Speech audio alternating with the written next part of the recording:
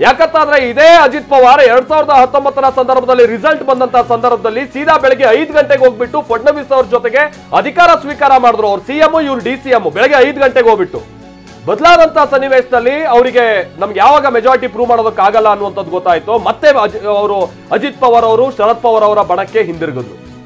ಅಲ್ಲಿಂದ ಶುರುವಾಯ್ತು ಕನ್ಫ್ಯೂಷನ್. ಮುಂದುವರೆದ ಭಾಗವಾಗಿ ತೀರಾ ಇತ್ತೀಚೆಗೆ ಮತ್ತೆ ಅವರು ಹೋಗಿ ಮಹಾಯುತಿಯ ಟೀಮ್ ಅನ್ನ ಅವರು ಸೇರ್ಕೊಳ್ತಾರೆ. ಹೀಗಾಗಿ ಅವರಲ್ಲಿರುವಂತಹ ಗೊಂದಲ, ಅವರಲ್ಲಿದ್ದಂತ ಕನ್ಫ್ಯೂಷನ್, ಅಜಿತ್ ಪವಾರ್ ಅವರು ಶರದ್ ಪವಾರ್ ಅವರ ಕುಟುಂಬದ ವಿರುದ್ಧವಾಗಿ ಸಾಧಿಸಿದಂತ ವಿಪರೀತ ಹಗೆ ಅನ್ನುವಂತ ರೀತಿಯಾಗಿ ಜನರಲ್ ಏನಾದ್ರು ಸುಪ್ರಿಯಾ ಸುಳೆ ವಿರುದ್ಧವಾಗಿ ಇವ್ರ ಕುಟುಂಬದವ್ರನ್ನೇ ಮತ್ತೆ ನಿಲ್ಲಿಸಿದಂತದ್ದು, ಶರದ್ ಪವಾರ್ ಅವರ ಮಗಳು ವಿರುದ್ಧವಾಗಿ. ಅದಾದ ನಂತರ ಮೊನ್ನೆ ಅದೇನೋ ಈ ಬಿಟ್ಕಾಯಿನ್ಗೆ ಸಂಬಂಧಪಟ್ಟಂಗೆ ಏನೋ ಸುಪ್ರಿಯಾ ಸುಳೆ ಅವ್ರ ವಿರುದ್ಧವಾಗಿ ಇವ್ರು ಬಹಳ ದೊಡ್ಡ ಮಟ್ಟದಲ್ಲಿ ಮಾಡಿದಂತ ಆರೋಪ, ಬಳಸಿದಂತ ಪದಗಳು. ಆಮೇಲೆ ಈಗ ತಾನೇ ಬಿಜೆಪಿಯ ಬಣದಲ್ಲಿ ಅವ್ರು ಇದ್ರೂ ಕೂಡ ಬಿಜೆಪಿ ಮಾಡ್ತಾ ಇದ್ದಂತ ಪ್ರಚಾರಕ್ಕೂ ಅಜಿತ್ ಪವಾರ್ ಅವರ ಪ್ರಚಾರಕ್ಕೂ ಬಹಳ ವ್ಯತ್ಯಾಸ ಇತ್ತು. ಬಟೆಂಗೆ ತೋ ಕಾಟೆಂಗೆ ಅಂತ ಖುದ್ದು ಪ್ರಧಾನಿ ಹೇಳ್ತಾ ಇದ್ರು, ಏಕೇತೋ ಸೇಫೆ ಅಂತ ಖುದ್ದು ಪ್ರಧಾನಿ ಹೇಳ್ತಾ ಇದ್ರು. ಆದ್ರೆ ಅಜಿತ್ ಪವಾರ್ ಅವರು ಆ ಮಾತನ್ನು ಒಪ್ತಿರ್ಲಿಲ್ಲ.